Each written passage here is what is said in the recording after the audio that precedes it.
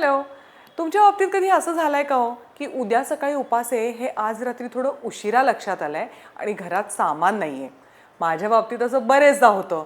कामाच्या व्यापात ह्या गोष्टी विसरायला होतात. अशाला मी काय करते सांगू? ह्या जयराजवाल्यांनी माझं काम अगदी सोपं करून टाकलेलं आहे. झेप्टो, इन्स्टामार्ट, बिग बास्केट या सगळ्या ई-कॉमर्स प्लॅटफॉर्म्सवरती ते अवेलेबल आहेत. 7 ते 8 मिनिटात सगळं सामान माझ्या हातात आलं. हे बघा, तुमच्या समोरच आहे. त्यांची टॅगलाईनच आहे, आज खाने में क्या है, आपका मॅजिक और जयराज. आज आपण करतोय उपासाचे स्टफ्ड अप्पे. चला बघूयात कशी करायची ते. मी इथे भगर घेतलेली आहे 1 वाटी, ती आणि अर्धी वाटी साबुदाणा असं मी थोडंसं भाजून घेणार आहे. आणि हे थोडं सुरसुरीत झालं की आपण मिक्सरला ह्याची पावडर करून घेऊ. उपासाच्या सगळ्या गोष्टी तर ते देतातच आहेत, पण सगळ्या प्रकारच्या राईस व्हरायटीज, लोकल असतील, बासमती असतील, इतर सगळ्या डाळी आहेत, त्यांची बरीच लिस्ट मोठी आहे. Go and check it. 5 मिनिटं बारीक गॅसवर भाजून झाल्यावर आता हे पुरेसं भाजलं गेलेलं आहे. मी गॅस बंद करते आणि हे गार झालं की मी हे मिक्सरला याची पावडर करून घेणार आहे. आता आपण हे मिक्सरला कोरडं वाटून घेऊयात बारीक पावडर होईपर्यंत.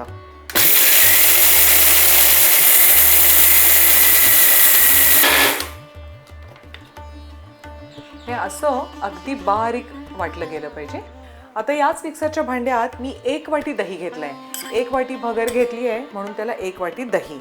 आणि दह्यामध्ये चवीपुरतं आपण मीठ घालूयात आणि आता हे मिक्सरला फिरवून घेऊ.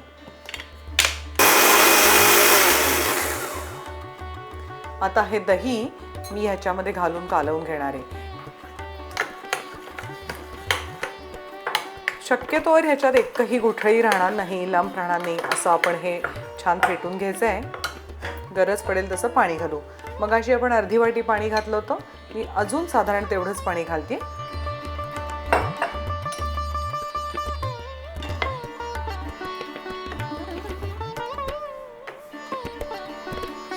आता आपल्याला आणखीन पाण्याची गरज नाहीये.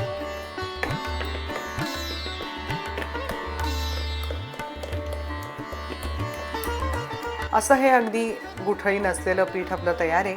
साधारण कोटिंग कन्सिस्टन्सी, आपल्या डावाला पाठीमागच्या बाजूला हे असं कोट झालं पाहिजे. डोशाच्या पिठाचं पीठ असतं तेवढं आहे. हे मी आता झाकून बाजूला ठेवणार आहे. चटणीसाठी मी यांचे थोडे दाणे भाजून घेणार आहे. हे दाणे मी थोडेसे भाजून घेते. आपल्याला आप्प्यांबरोबर चटणी लागेल ना, त्याची तयारी करून घेते. आपले शेंगदाणे भाजून झालेले आहेत. मी ते ह्या ताटलीत गार करत ठेवते. आपले शेंगदाणे गार होत आहेत तोवर मी इथे आपण जे स्टफ्ड अप्पे करणार आहोत ना त्यातलं स्टफिंग करून घेते. मी अगदी थोडंसं साजूक तूप तिथे घातलेलं आहे. तूप तापलं की मी त्याच्यामध्ये थोडंसं जिरं घालते. जिरं तडतडलं की त्याच्यामध्ये थोडी हिरवी मिरची घालूयात आणि मग त्याच्यामध्ये ओला नारळ खावलेला आपण घालूयात. याच नारळामध्ये मी भाजून ठेवलेली 1 चमचा खसखस याच्यामध्ये घालणार आहे. नारळ थोडा परतून झाला की मी त्याच्यामध्ये काजू आणि बेदाणे घालणार आहे. ते ऐच्छिक आहे पण छान लागतं. चवीपुरतं मीठ घालूयात.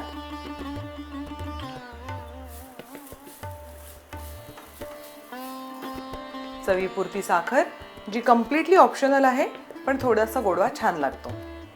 1-2 मिनिटं हे परतून झालं की आपलं सारण तयार आहे.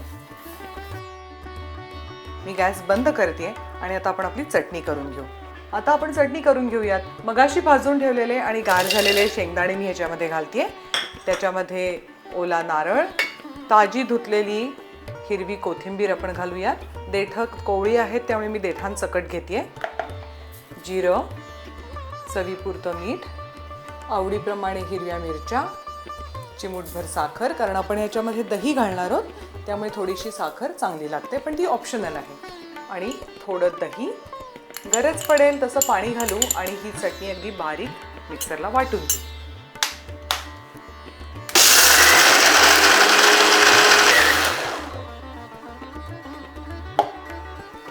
ह्याची कन्सिस्टन्सी अगदी बरोबर झाली आहे. आपण ही भांड्यामध्ये काढून घेऊ. चटणी आपण भांड्यात काढून घेऊ आणि ही बाजूला ठेवून देऊ. तोवर आपण अप्पे करायला घेऊ. आता आपली सगळी तयारी झाली आहे. मी अप्पे पात्र पण गरम करायला ठेवलं आहे. आपण पीठ बघूयात. मगाचपेक्षा थोडंसं जास्ती घट्ट झालं आहे ना. आता त्याच्यामध्ये मी थोडीशी हिरवी मिरची घालते. तुम्हाला जर का अप्पे स्टफ करायचे नसतील तर याच्यातच दाण्याचं कूट, हिरवी मिरची, मीठ, साखर सगळं घालून केले तरीसुद्धा काहीच हरकत नाही. पण हे म्हणजे आपली कचोरी असते, ती कचोरी आणि अप्पे दोन्हीचं हे फ्युजन केल्यासारखं आहे. आता मी त्याच्यात अगदी एक चिमूटभर सोडा घालते आणि हे सगळं नीट मिक्स करून घेते. आता या अप्पे पात्रात मी अगदी एक ड्रॉप तुपाचा घालून घेते आणि हेच मी आता सगळीकडे नीट लावून घेणार आहे. म्हणजे मग कमीत कमी तेलात किंवा तुपात आपला पदार्थ होऊ शकतो. आपलं अप्पे पात्र गरम झालंय. मी छोट्या चमच्यानी ह्याच्यामध्ये घालणार आहे. हे अर्धच भरलं पाहिजे. आणि आता हे जे आपलं सारण आहे ना, ह्याचा हाताने असा गोळा करून मी तो सगळ्याच्या बरोबर मध्यभागी असा ठेवत जाणार आहे.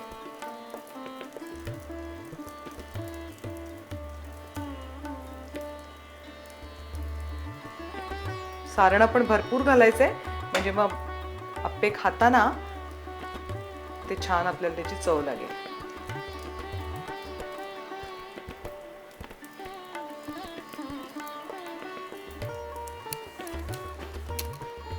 आता आपण याच्यावरती उरलेलं बॅटर जे आहे ते छोट्या चमच्याने घालूयात आणि हे मधलं सारण आहे ते सगळं कव्हर होईल असं बघूयात.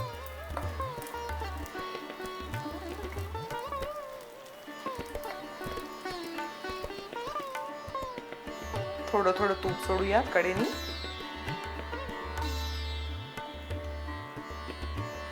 आता याच्यावर झाकण ठेवू आणि 5 मिनिटं बारीक गॅसवर शिजू दे. हे आता शिजलेले आहेत. आता आपण हे सगळे असे उलटे करून घेऊ. असे सगळे उलटून झालेत आपले अप्पे. हे बघा, इकडनं पण आपले हे अप्पे छान झालेले आहेत ब्राऊन. आता आपण हे काढून घेऊयात.